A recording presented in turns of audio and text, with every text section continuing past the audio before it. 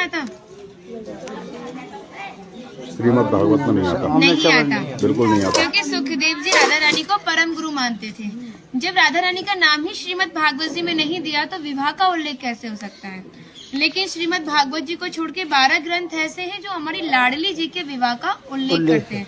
लेकिन जिस भांडीर वट के नीचे आप खड़े हो, इसका श्रीमद् भागवत जी के 10वें स्कंद के 18वें अध्याय में 22वां श्लोक कि बृहंतो बाहि मानस्य 4 यंत्रस्य गोदनम भांडीरकम नाम बटम जम्बू कृष्णम प्रोग्राम, यानी वृक्ष द्वापर युग में बहुत विशाल था, 4 योजनों में फैला हुआ था। इसकी जो सीमा थी वो 15 किलोमीटर में थी, तो इसको पंचकोशीय वृक्ष के नाम से भी जानते थे। कान्हा जी इन्हीं की शाखाओं पर चढ़ के यमुना मैया को आर पार किया करते थे। मान्यता है कान्हा जी की जो 9 लाख गाय थी, दोपहर के समय इसी वृक्ष के नीचे बैठ के विश्राम करती थी। तो माताएं जो भी माखन, मिर्ची, रोटी इत्यादि प्रसादों में रख देती थी, सभी ग्वाल वाल एकत्रित होकर दोपहर का भोजन करते थे। और भांडीर वन में सबसे बड़ा विशेष पर इसी प्रसादी का बताया गया है, क्योंकि आप कभी किसी विवाह में जाते हैं तो बिना अन्न प्रसादी के नहीं आते। आप तो लाडली जी के विवाह स्थली आए हो। यहाँ पर जो दुर्वासा मुनि थे, जो दूब घास होती है उसी का रसपान करते थे। ब्रज की गोपियों ने इसी वट वृक्ष के नीचे उनको 56 प्रकार के व्यंजन खिलाए थे। यहाँ पर राधा कृष्ण में मल्ल युद्ध हुआ था, उसमें ये तय था कि जो भी हारेगा उसको भंडारा करना होगा। तो जब हमारे कान्हा जी हार गए थे तो ग्वाल वालों के साथ मिलके यहाँ पे भंडारा किया, उसी के नाम पर इसका नाम भांडीर बन पड़ा। यहाँ पर ब्राह्मण पत्नियों ने भी कान्हा जी को भोजन प्रसादी खिलाई है और ठाकुर जी ने ब्रजवासियों से ये टुकड़े मांग के पाए थे, तभी नाम दिया था इसका मधुकरी। मांग के पाना मतलब मधुकरी। तभी शास्त्रों में ब्रजवासियों को अपना हृदय बताया और कहा कि जब तक ब्रजवासी की कृपा नहीं होगी, ठाकुर जी की कृपा बहुत दूर की बात है।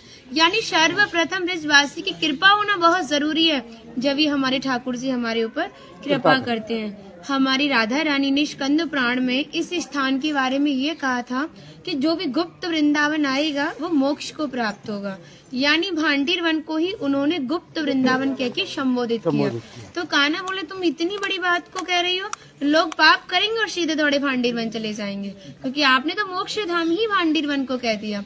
तब हमारी लाडली जी ने कहा नहीं कान्हा, मैं जिस पर विशेष कृपा करूंगी, जिसके प्रति मेरी भक्ति भाव दोनों सच्चे हैं और भक्त मेरी शादी में उपस्थित है। यानी आज से 5,500 वर्ष पूर्व आप इस स्थान पर थे।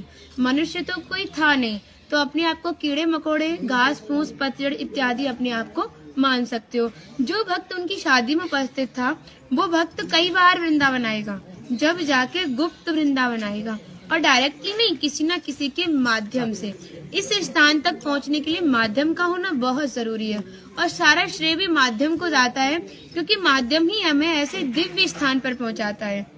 और जो भी भक्त भांडीर वन में प्रवेश करेगा, प्रवेश करने से जो कान्हा ने 14 लीला भांडीर वन के अंदर की हैं, उनके दर्शन मात्र का फल प्राप्त होगा। और जो भी यहाँ की एक किनका प्रसादी पाएगा और एक रात्रि निवास करेगा, वो इस ब्रज गौलोक धाम से वैकुंठ गौलोक धाम को जाएगा, क्योंकि जो हमारे ठाकुर जी ने गौलोक धाम को इस 84 कोस में ही बांटा है। आप यहाँ पे जो भी दर्शन करोगे वो प्रकृति की देन के हिसाब से और मानव निर्मित दर्शन है, लेकिन आप गौलोक धाम में जो भी दर्शन करोगे वो ठाकुर जी के हिसाब से है। जैसे गर्ग संहिता के 6वें अध्याय का नाम है गौलोक खंड, आप उसका अध्ययन करोगे तो भांडीर वट का एक दिव्य वर्णन का अध्ययन करोगे। कहते हैं गौलोक धाम में ब्रिजा नदी के किनारे भांडीर वट है, यानी यमुना मैया का नाम ही गौलोक धाम में ब्रिजा है।